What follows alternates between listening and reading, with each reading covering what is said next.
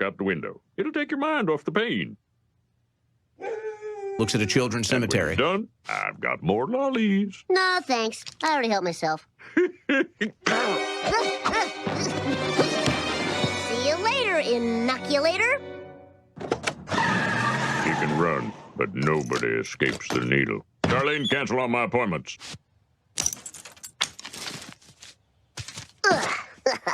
Don't feel bad, Doc. I won't even let my mom clip my toenails. I guess you're just too smart for me, Bart. What? Huh? Huh?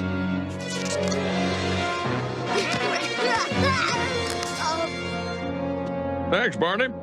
Now, that wasn't so bad, was it, Bart? You know, sometimes the fear of... Whoa, something's wrong. I can't hear. Doctor, perform a diagnosis. I'm afraid the inoculation has swollen his ear holes shut. Maybe this would be a good time to talk about side effects. The boy's hearing should clear up in a day. Death If prick. it doesn't, call me in the Bahamas. For now, he can express himself with this complimentary pen. Cool. Oh, it's a good pen. Try it out. Right? That was a malpractice waiver, fool. Hey there! Are you hesitant to get the vaccine? Yeah. Then get the brand new government-approved Vaccinate Me Elmo doll. Wow. Elmo loves experimental vaccines. With the Vaccinate Me Elmo doll, your kid will finally feel the pressure and shame we've successfully made you feel to get the COVID vaccine. The Vaccinate Me Elmo doll comes with a toy syringe, a stethoscope, Elmo, your heart is beating fast. Are you having complications? Of course not. and a tiny vial of something. It's not the vaccine, promise. It's, water. Let your kid drink it. Elmo, can't you take your mask off now? No! Gotta keep that mask on forever! That feels like mixed messaging. Get the vaccine or die. Buy the Vaccinate Me Elmo doll today. It's required by the CDC. I don't have a specific number for you. I don't have a timeline on the study. I'm not going to comment on that from here. I don't have any outreach to speak to at this moment. I don't have anything for you. I don't have any news or any schedule. I don't have anything. I don't have anything more to read out. That's all I have for you guys. Thank you. Smallpox, turn of the century. They had a 30% mortality rate, and if you survived, you were going to be really disfigured. And that's the Supreme Court decision from 1905 people talk about. That decision was a guy who challenged a $5 fine for not getting the vaccination. He wasn't fired, he wasn't jailed, he didn't want to pay a $5 fine. I think that's lost in all this analysis. Please, Spock, do me a favor, and don't say it's fascinating. No. But it is interesting.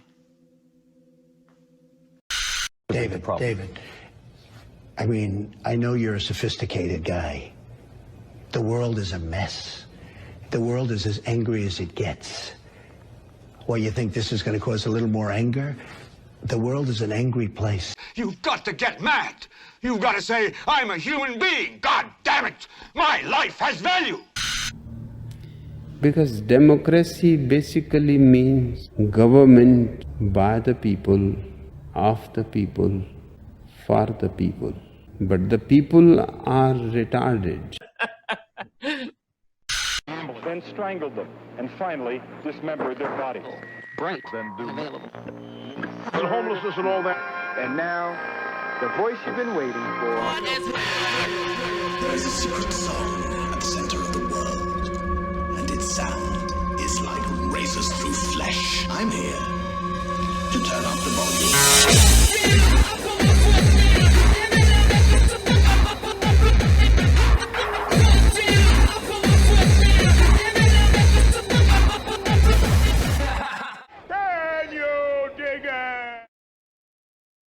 Well, things are wrapping up with the trial of the Kyle. Today has been closing arguments, and it's been an interesting trial to watch. A lot of the prosecution's witnesses wound up helping the defense more than they did the prosecution. A lot of cities are bracing themselves for violent unrest in the event of an acquittal, which is very possible. The prosecution was just weak as hell, and he got chastised by the judge on multiple occasions for being a sketchy fuck. I honestly think there's a very real possibility that even if the jury comes back with a guilty verdict, that the judge might overrule it. They had this little segment on Good Morning America the other day where Strahan was interviewing who's known as the Bicep Man, Gage Grosskreutz, the sole survivor of the shooting that happened in Kenosha. And amazingly enough, he didn't get pressed at all when he got up there, and he said the exact opposite of what he had testified to 2 days earlier. So you're saying that you actually you weren't pointing your gun at him. Is that what you're saying?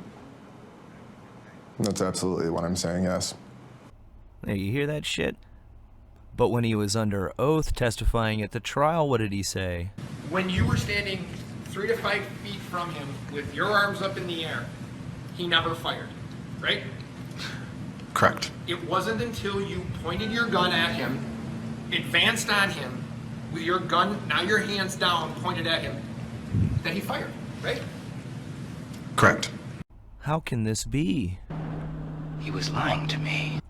And this fucking guy has a multi-million-dollar lawsuit going against the city of Kenosha, so he has a vested interest in seeing that Kyle gets convicted. For the past year, that kid has been smeared all over the place as some kind of white supremacist who came down there to hunt protesters, and they conveniently left out anything that didn't fit into that narrative. We'll just have to wait and see what happens, but I'll be really surprised if the kid gets convicted. And if he does, if this jury is so scared shitless of what'll happen if they let him off, then I think the judge might step in, and then you'll really see shit burn.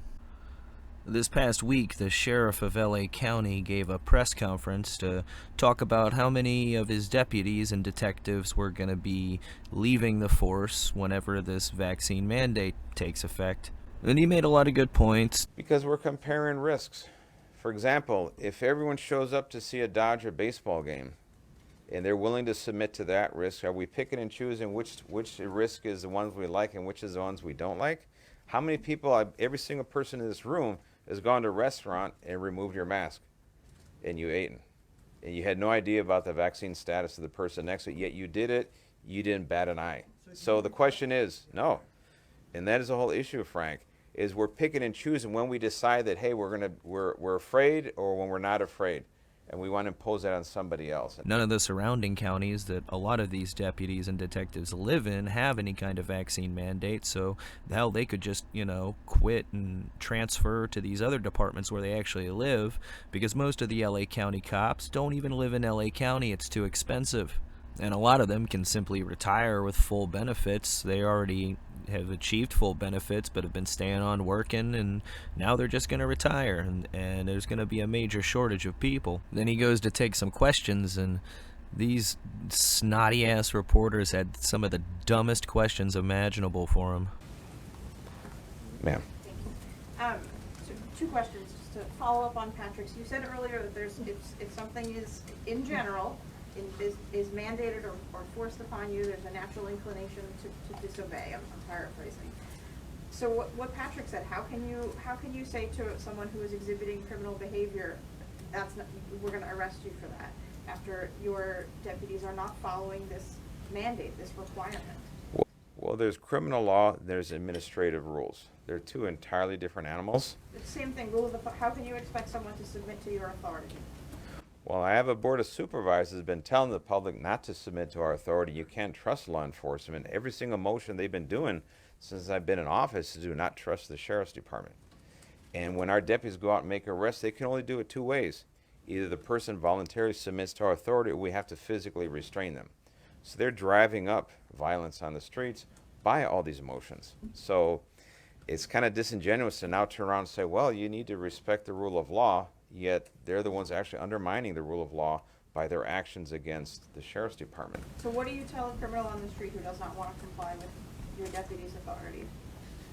Well, I encourage them to comply, and my deputies can be very persuasive. And what does that mean?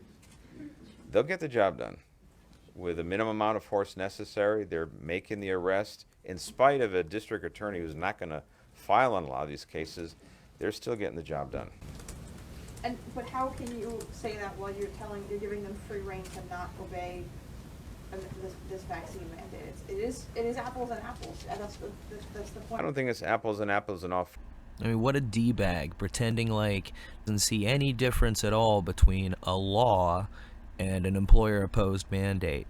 A person that you work for saying, oh, you have to do this or you can't work here, and them saying no, is the same thing as somebody breaking the law? I mean, what fucking planet do we live on? And while we're on the topic of the vax, the push to get all the 5 through 11-year-olds jabbed is going pretty well, they say. 900,000 of them got it in the first week. But they foresee upcoming challenges, because a lot of parents were waiting, and they were the first ones to rush out and get it because they just couldn't wait for that authorization to come through. And a lot of parents are saying, not so much, I don't really want that. Just like with the adults, at first they acted like it was crazy that there'd be people that wouldn't want it. The idea of having any kind of mandates was just a conspiracy theory. It's not a conspiracy theory now, and they're going to keep pushing, and then they're going to start adding in mandates and finding ways to exclude you from normal life if you don't go ahead and go along with the program. Then you're also going to probably start seeing more stuff like this. We're just going to start pretending like children having strokes and heart attacks isn't that crazy a thing. It happens more than you think. Oh yeah. I mean, there was a time where cancer in kids was an extremely rare thing, and now it's not that rare. It's just as common as in adults. But there was a time where kids really just didn't get cancer, and then all of a sudden it started skyrocketing, and anybody that wanted to ask the question, why is this happening? Why is this changing? Oh, well, they're just crazy. And we're also seeing a change in narrative about something that a year ago people were talking about, but all the experts assured us that it's just crazy talk. And by that I mean inflation. The Fed spent the first half of this year claiming that these rise in prices that we're seeing are just transitory. It's going to go back to normal. It's going to be fine. It's just, we're getting back to normal is all. But now that's already started to shift to, well, it might stick around a little bit longer than we had anticipated, but we still think that it's going to calm down. Of course, it wasn't even supposed to get as bad as it's gotten already, with the prices going up the most they've gone up in over 30 years. And now these experts are starting to say that it's going to get worse, and it probably won't peak until sometime next year. Out of those eye-popping new inflation numbers showing prices rising 6.2% over the past 12 months, the fastest rate in more than 30 years. We're covering all the angles this morning, the impact on you and your money, and the challenge for President Biden. Our chief business correspondent, Rebecca Jarvis, starts us off. Rebecca, good morning. Good morning to you, Whit. And this is really hitting Americans in every aisle of the grocery store. A gallon of milk a year ago would have cost you $3.38 on average. Today, it is $3.66. Eggs up 12% over the last year, meaning what would have bought you a dozen eggs about a year ago will get you fewer than 11 today. Cereal up 3.5%. Fresh fruits and vegetable prices up 3%. Meat in particular hit. Ground beef prices up 13.5% from a year ago, and bacon prices up 20% from a year ago. And this is hitting the budgets of American families in a significant way. If you look at what a family of four would have spent a year ago on that monthly food budget, $674. Today, it is more like $849. Michael, that is up 26% from a year ago, Michael. According to the official numbers, food prices have gone up 5.3% in the past year. But if the average grocery bill has gone up by 26%, that seems a little bit off. That shows you how they can play with those numbers to make it seem like it's not as big a problem as it is. You'll notice that none of the things that they mentioned, like milk and eggs, were anywhere near 26% more expensive. So how did the average bill go up by 26%?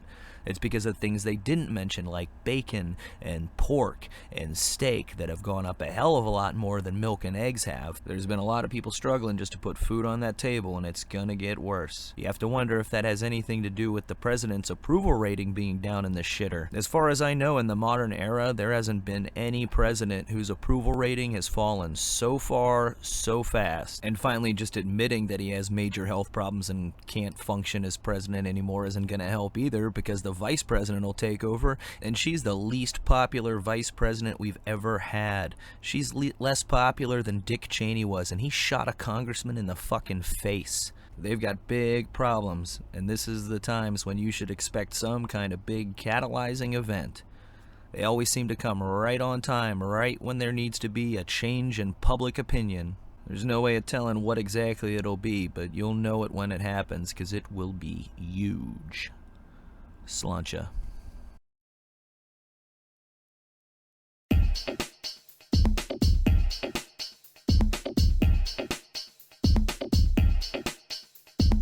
All I have in this world is my thoughts and my word, and I don't break them for no one. You understand? So say good night to the bad guy. So say good night to the bad guy.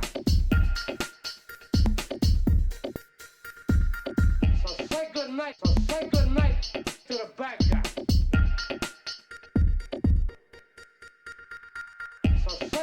So say good night to the bad guy. Come on. Come on.